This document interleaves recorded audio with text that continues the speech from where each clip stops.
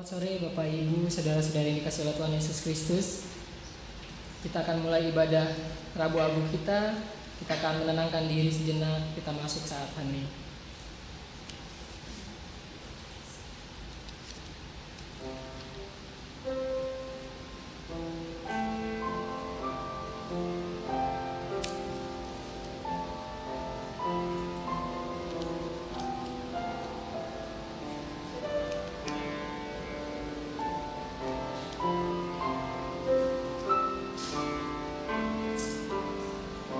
Mari dengan berdiri kita mengangkat gita baru bagi Tuhan.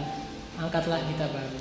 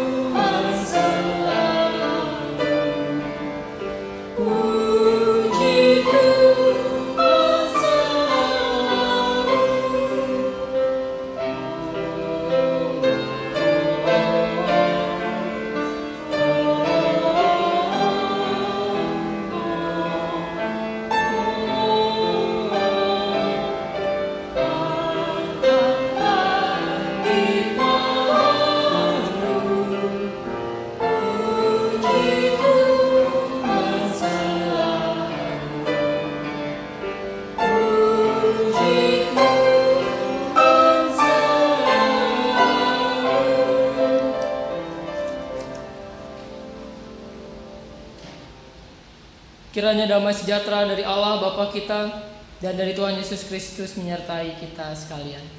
Silakan duduk.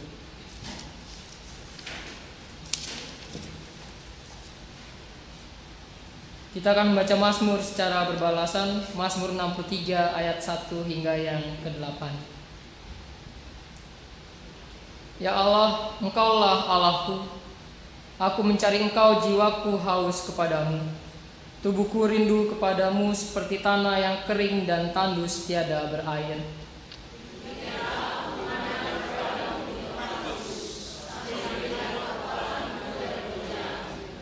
Sebab kasih setiamu lebih baik daripada hidup. Bibirku akan memegahkan Engkau.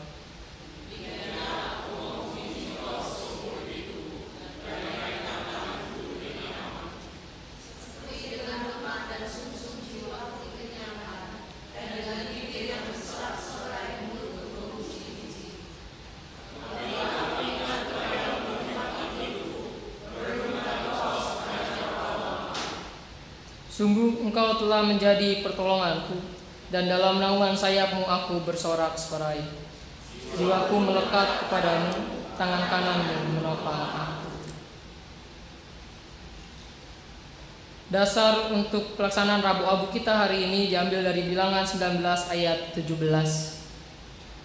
Bagi orang yang najis haruslah diambil sedikit abu dari korban penghapus dosa yang dibakar habis. Lalu di dalam bejana abu itu dibubuhi air mengalir. Kita tidak tahu apa yang akan terjadi dengan kehidupan kita esok hari, tapi percayalah Tuhan serta kita. Kita nyanyikan tak kutahukan hari esok.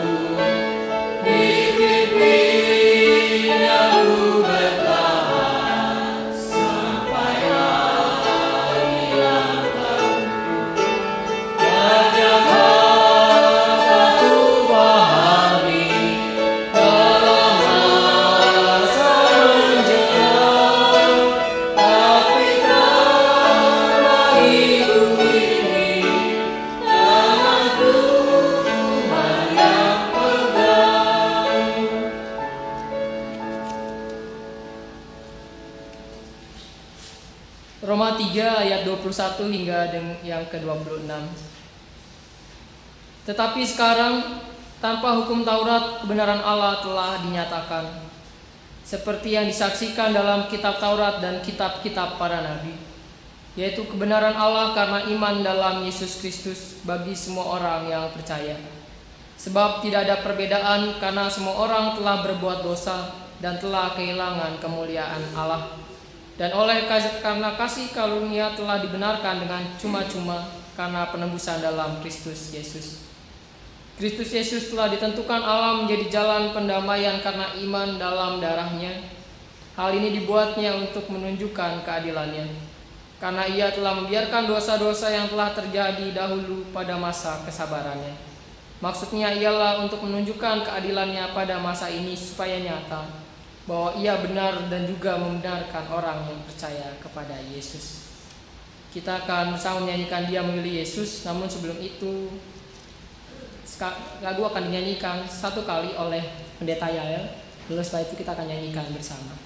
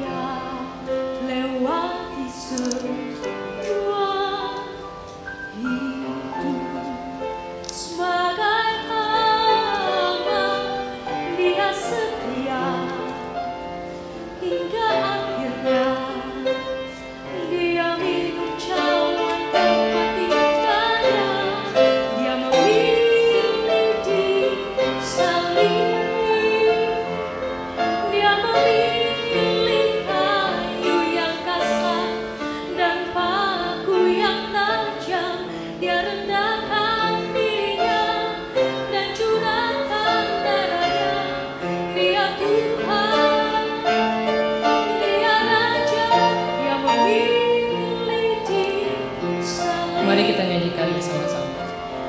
Dia memilih kayu yang kasar dan paku yang tajam. Dia rendahkan dirinya dan curahkan darahnya. Dia Tuhan, Dia Raja, Dia memilih disalib. Kita nyanyikan dari awal. Raja segala raja. Raja segala raja, Tuhan segala Tuhan yang tinggalkan kemuliaannya turun ke dunia.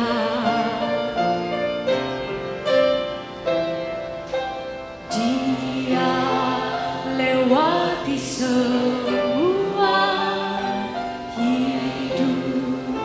sebagai hamba, Dia setia hingga akhirnya. Dia minum cawan kematiannya. Dia memilih disalib. Dia memilih kayu yang kasar dan paku yang tajam. Dia rendahkan dirinya dan curahkan darahnya. Dia Tuhan, Dia Raja, Dia memilih disalib. Dia memilih kayu yang kasar dan paku yang tajam. Dia rendahkan dirinya dan curahkan darahnya. Dia Tuhan, Dia Raja, Dia memilih disalib. Raja segala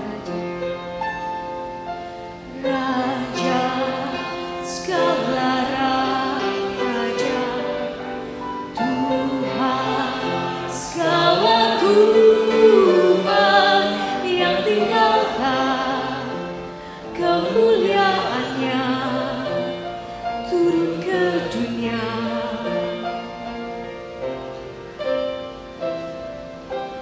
Dia lewati semua hidup sebagai hamba. Dia setia hingga akhirnya. Dia minum cawan kematiannya. Dia memilih disalib.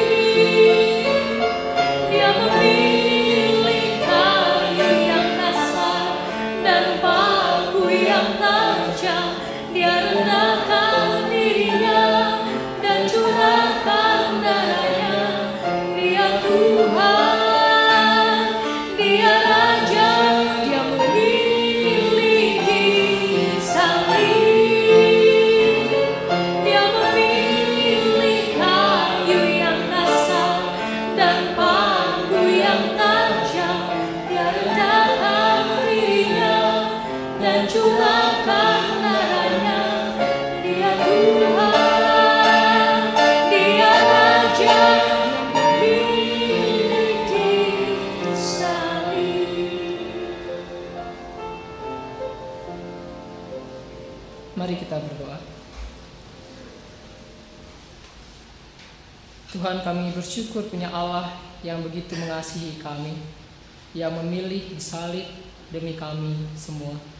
Saat ini kami bersama-sama akan memaknai Rabu Agung. Kami bersama-sama akan membaca dan merenungkan firman-Mu. Tuntun kami agar kami mengerti firman Tuhan, dan tuntun kami dalam perjalanan hidup kami agar kami pun mampu melakukan firman-Mu dalam kehidupan kami. Dalam nama Tuhan Yesus Kristus kami berdoa. Amin. Mari kita membuka kitab kita dari Kejadian 2 ayat 4 hingga dengan yang ke-7. Kejadian 2 ayat 4 hingga yang ke-7.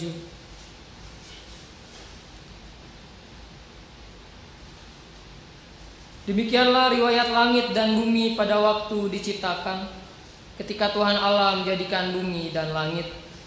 Belum ada semak apapun di bumi, belum timbul tumbuh-tumbuhan apapun di padang. Sebab Tuhan Allah belum menurunkan hujan ke bumi, dan belum ada orang untuk mengusahakan tanah itu. Tetapi ada kabut naik ke atas dari bumi dan membasahi seluruh permukaan bumi itu. Ketika itulah Tuhan membentuk manusia itu dari debu tanah dan mengembuskan nafas hidup ke dalam hidungnya. Demikianlah manusia itu menjadi makhluk yang hidup. Demikian pembacaan firman Tuhan bagi setiap kita yang baca dan memeliharanya. Ya, Bapak Ibu, jika ditanya, kita akan mulai renungan ini dengan bersama-sama mencoba berpikir apa saja yang dibuat dari debu tanah, gitu ya. Apa saja yang biasanya dibuat dari debu tanah, kira-kira.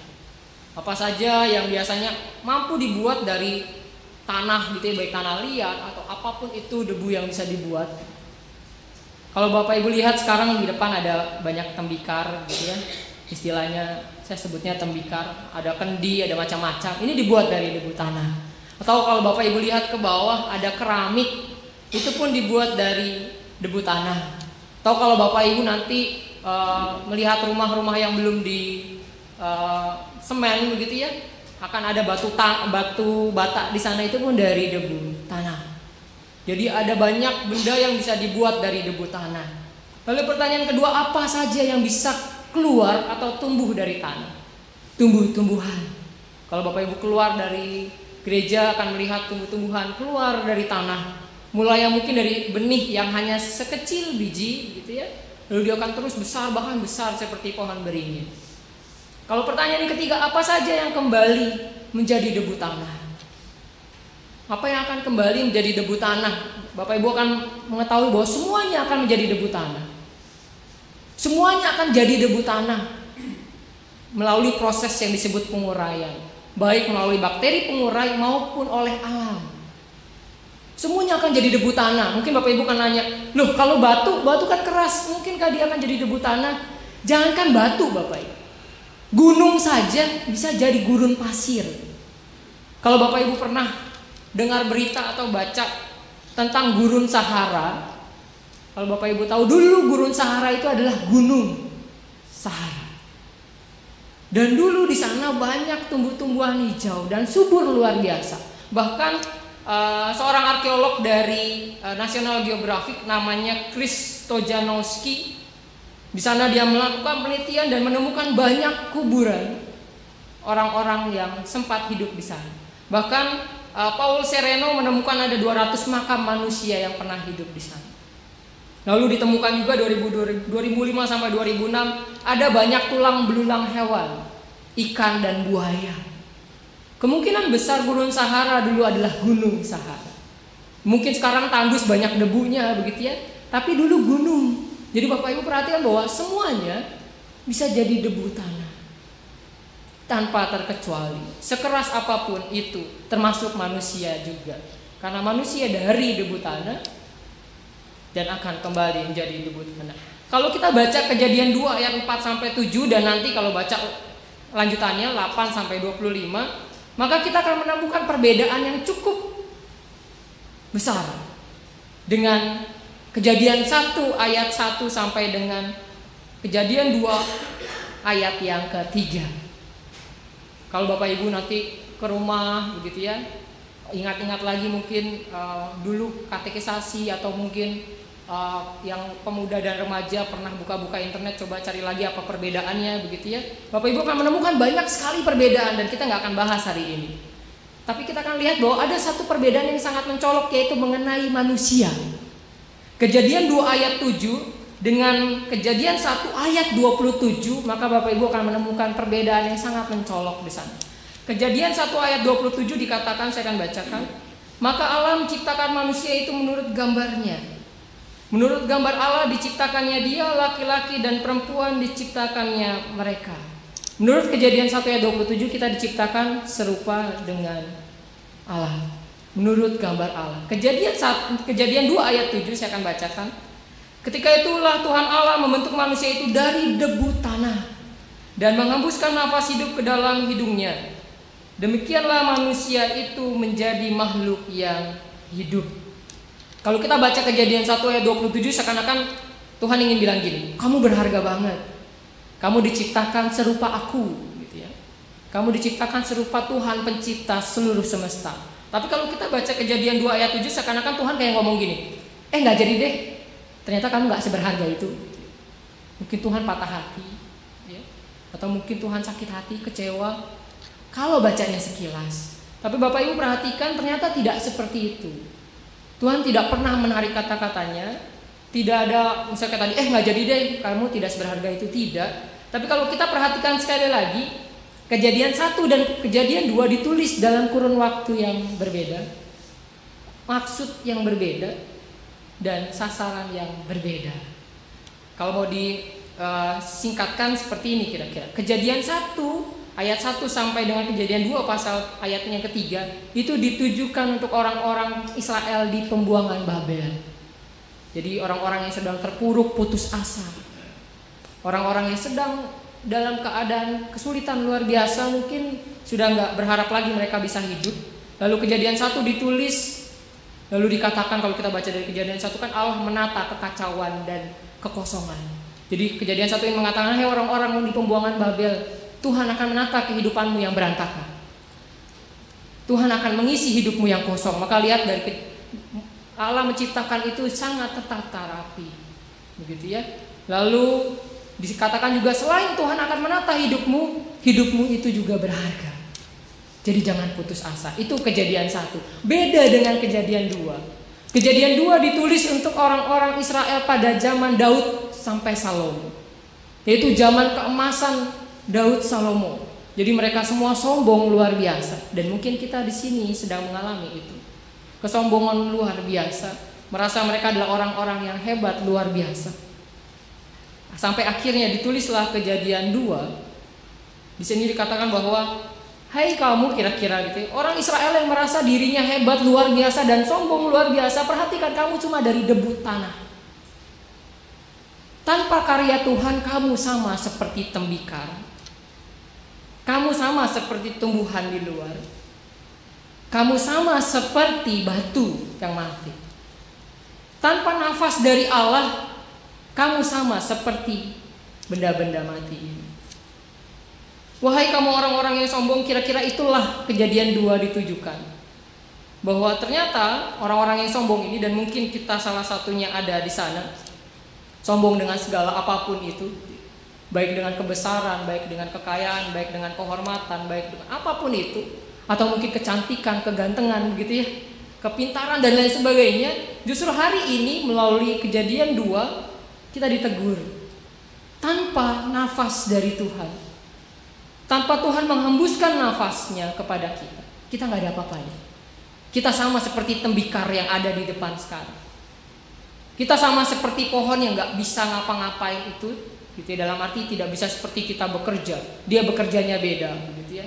Kita tidak bisa mungkin membangun peradaban jika seperti pohon, atau seperti batu yang nggak bisa bergerak sama sekali jika tidak dipindahkan. Tanpa karya Tuhan. Hari ini dalam Rabu Abu, ketika nanti kita semua akan dioleskan oleh abu di kening kita, marilah kita bersama-sama mengingat bahwa abu itu mengingatkan kita bahwa kita adalah dari abu dan akan kembali menjadi abu. Dan tanpa karya Tuhan kita semua hanyalah abu. Tak ada satupun kesombongan yang patut dibanggakan. Karena tanpa Tuhan, tanpa hembusan karya Tuhan, tanpa hembusan nafas Tuhan, kita semua abu yang gak terlalu berarti dibandingkan yang lain. Tapi karena Tuhan luar biasa, kalau kita baca bahkan tadi kalau kita nyanyikan gitu ya, Tuhan yang luar biasa itu memilih disalib demi kita. Itulah karya Tuhan, dan kita jauh lebih berharga di sana dibandingkan tembikar dan teman-temannya. Jadi sekali lagi, ketika nanti Bapak Ibu ditorehkan abu di keningnya, jangan anggap itu hanya sekedar lalu, bahwa oh ini hanya keren-kerenan begitu ya, biar keren ada tandanya salib, atau oh biar merasakan apa yang dirasakan umat Katolik pada Rabu Abu, atau biar ada tato kecil lah ya gitu ya, yang keren dan tatonya sangat Kristiani. Tidak, bukan itu maksudnya. Tapi kita bersama-sama ingin mengenang kita semua dari abu. Tanpa Tuhan kita tidak berharga. Tanpa Tuhan kita tidak bisa ngapa-ngapain. Tanpa karya Tuhan kita seperti tembikar. Sekali lagi, ingat abu, ingat tembikar, dan ingat Tuhan. Amin.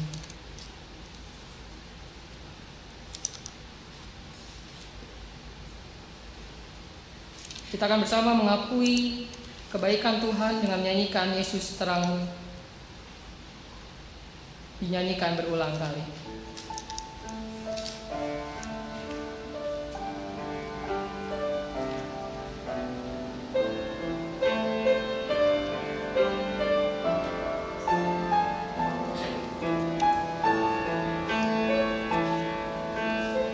Yesus terang pelita hatiku, jangan gelap menguasaiku. Yesus terang pelita hatiku, biar selalu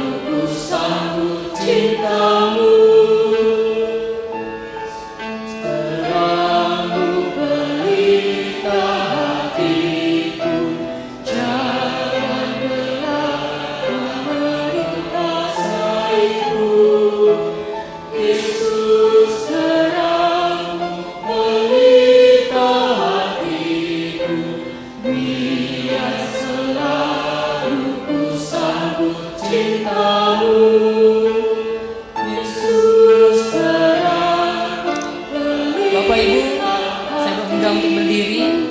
Jangan gelap menguasaiku.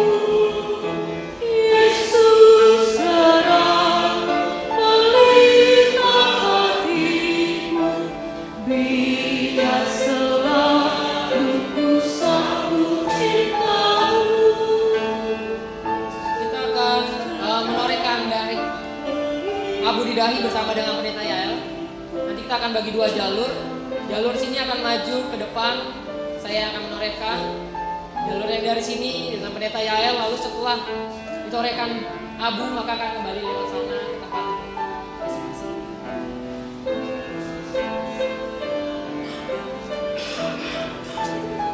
Sambil menyanyi terus ya.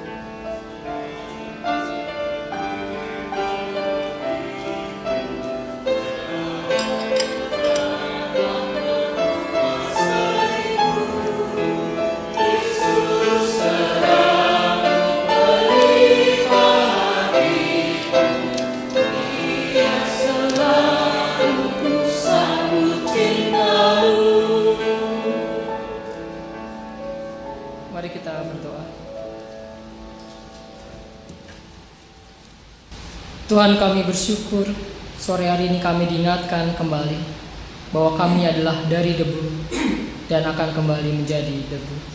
Ingatkan kami senantiasa dalam seluruh kehidupan kami bahwa kami adalah anak-anak Tuhan yang tidak patut menyombongkan diri, karena kami adalah debu tanpa karya Tuhan. Kami tidak ada apa-apanya jika Tuhan tidak menyentuh dan mengubah kehidupan kami. Ajarlah kami menyongsong prapaskah ke depan kami dengan penuh kerendahan hati. Ajarlah kami menghayati penderitaan Kristus dengan penuh kerendahan hati. Saat ini kami akan pergi ke aktivitas kami, pergi menjalankan misi kami bagi dunia ini. Oleh karena itu kami memohonkan berkat dari Tuhan. Kiranya kasih karunia dan damai sejahtera dari Allah Bapa kita dan dari Tuhan Yesus Kristus menyertai kita sekarang hingga selamanya. Amin. Silakan duduk dan bersatu teduh sejenak.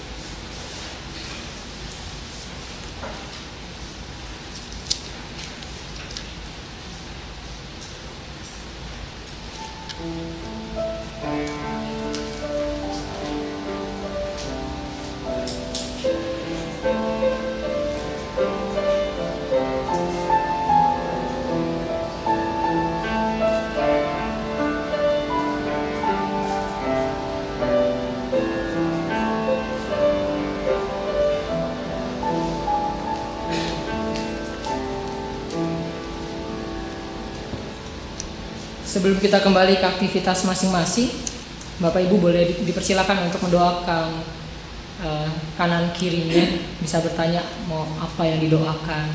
Kita akan berdoa bersama untuk kanan dan kiri Bapak Ibu sekarang. Silakan, saya beri waktu 5 menit untuk saling mendoakan satu dengan yang lainnya.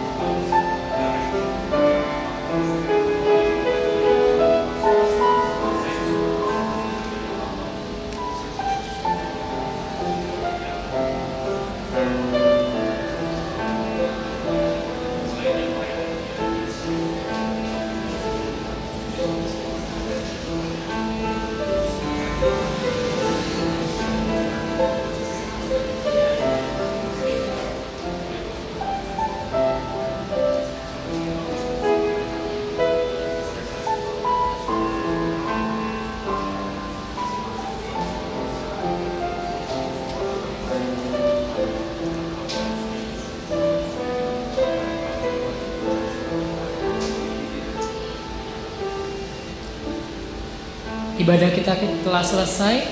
Minggu ini kita akan memasuki minggu Prapaskah pertama. Bapak Ibu mulai masuki dengan penuh penghayatan akan penderitaan Kristus dan kasih-Nya. Selamat malam, Tuhan Yesus memberkati.